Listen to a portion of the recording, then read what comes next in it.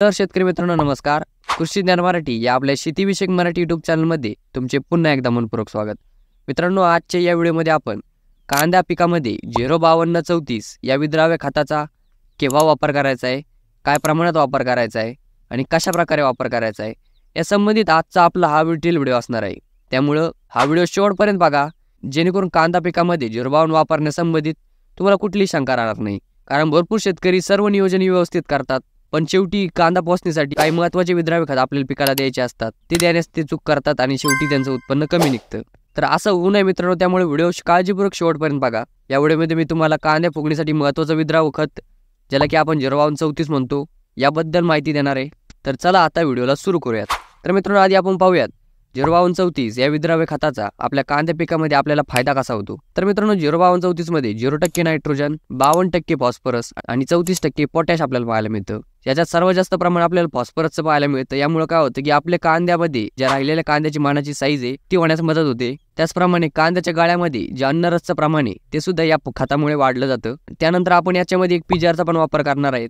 त्यामुळे काय होणार की हा जो अन्नरस आहे, कांद्याच्या गाळ्यामध्ये बनलेला हा अन्नरस आहे, तो आपल्या कांद्याच्या फुगवणीसाठी खूप महत्त्वाचा असतो. त्यानंतर फॉस्फरस फक्त मानात जाड करत नाही, तर पांढऱ्या मुळ्यांच्या चांगल्या वाढीसाठी सुद्धा फॉस्फरस खूप फायदेशीर ठरतं. जर आपल्या कांद्याच्या पांढऱ्या मुळ्या चांगल्या डेव्हलप झाल्या, न्यूट्रिएंट अपटेक कॅपॅसिटी पिकाची वाढणार आहे. त्यामुळे तुम्ही यापुढे जे खतं टाकणार आहेत त्या खताचे 100% तुम्हाला रिझल्ट मिळतील. त्यानंतर मित्रांनो, दुसरा महत्त्वाचा घटक आहे पोटॅश. याच्यामध्ये 34% आपल्याला पोटॅश मिळतं आणि तुम्हाला माहितच असेल की कोणत्याही पिकाच्या फळाच्या फुगवणीसाठी पोटॅश हा घटक खूप महत्त्वाचा असतो. त्यामुळे कांद्याच्या फुगवणीसाठी सुद्धा पोटॅश हा खूप महत्त्वाचा घटक आहे. त्यामुळे या 05234 मध्ये पोटॅश असल्यामुळं कांद्याची चांगली साईज होण्यासाठी, कांद्याला चांगला कलर येण्यासाठी, कांद्याच्या टिकवण क्षमतेत आणि वजन वाढण्यासाठी सुद्धा आपल्याला हा पोटॅश मदत करणार आहे. त्यानंतर मित्रांनो, शेतकरी मित्रांना अशी एक शंका असते, असे विद्राव्य खत जर आपण वापरले तर आपल्या कांदा पिकामध्ये काही फरक पडतो का?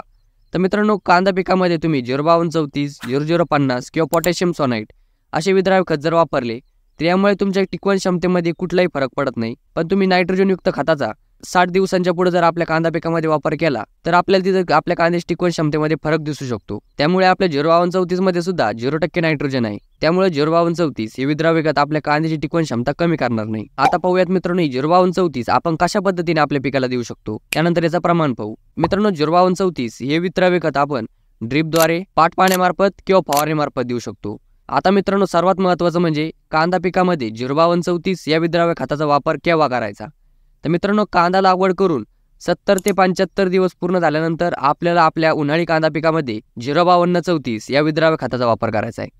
त्यानंतर शेतकऱ्यांना अजून एक प्रश्न पडतो, यानंतर आम्हाला पोटॅशियम सोनाइट किंवा 0050 हे विद्राव्य खताची ग्रेड पण द्यायची, तर ती केव्हा द्यायची.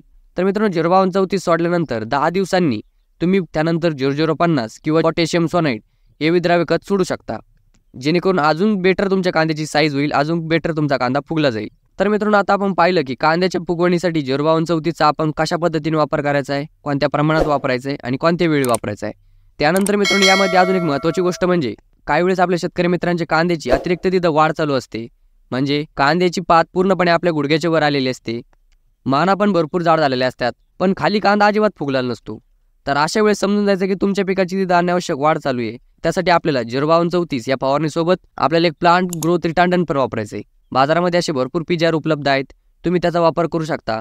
पण कांद्यामध्ये सर्वात जास्त फेमस असणारी घाडा केमिकल कंपनीचं चमत्कार आणि BSF कंपनीचं लिओसिन आहे. यांचा की वापर जर तुम्ही आपल्या कांदा पिकामध्ये 05234 सोबत जर केला, आपल्या कांदा पिकामधील मानीमध्ये जो अन्नरस तयार झालेला आहे किंवा आपल्या कांद्याची पातीसाठी जी एनर्जी वाया जाते, ती एनर्जी वाया न जाता ती आपल्या कांदा पिकाला लागू होईल. तसेच कांद्यातल्या मानीतला अन्नरस पूर्णपणे आपल्या कांद्यात उतरला जाईल. त्यामुळे कांदा फुगवण्याला एक बूस्ट मिळेल. थोडक्यात आपली कांदा फुगवण लवकर होईल. मित्रांनो, या दोघांचं पण प्रमाण आपल्याला 25 ml घ्यायचं आहे आणि दोघांपैकी कोणत्या एका PGRचा आपल्याला वापर करायचा आहे. यामध्ये शेतकऱ्यांना पडलेला अजून एक प्रश्न असतो, तो म्हणजे की या फवारणीमध्ये आपण बुरशीनाशक वापरू शकतो का.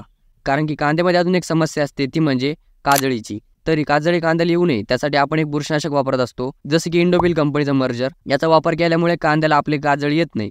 तर मित्रांनो, तुम्ही 05234 या दोघांपैकी एक PGR आणि बुरशीनाशक असं कॉम्बिनेशनमध्ये वापरून फवारणी करू शकता. यांना कॉम्बिनेशनमध्ये वापरल्यामुळे यांच्या रिझल्टमध्ये बदल होत नाही मित्रांनो.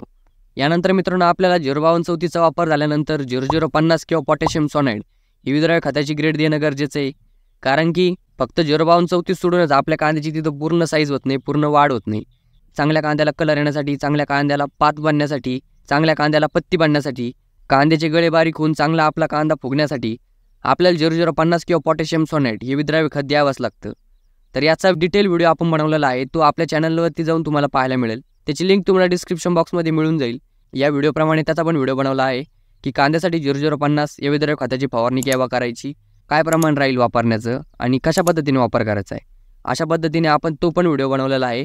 तर मित्रांनो, अशा प्रकारे 05234 या विद्राव्य खताचं आपल्या कांदा पिकामध्ये आपण कसा वापर करायचा आहे या संबंधित मी थोडक्यात माहिती देण्याचा प्रयत्न केला आहे. मित्रांनो, व्हिडिओची माहिती आवडल्यास व्हिडिओला लाईक नक्की करा. चॅनलवरती नवीन आला असाल तर चॅनलचे सबस्क्राईब करायला अजिबात विसरू नका. आणि तुम्ही अजून मला इंस्टाग्रामवर फॉलो नसेल केलं तर इंस्टाग्रामला फॉलो करायला विसरू नका, कारण इंस्टाग्रामवरती पण मी शॉर्ट्समध्ये असे महत्त्वाचे व्हिडिओज अपलोड करत असतो. माझ्या इंस्टाग्राम अकाउंटची लिंकसुद्धा तुम्हाला डिस्क्रिप्शन बॉक्समध्ये मिळून जाईल. तिथे जाऊन तुम्ही माझ्या अकाउंटला व्हिजिट करू शकता. धन्यवाद मित्रांनो.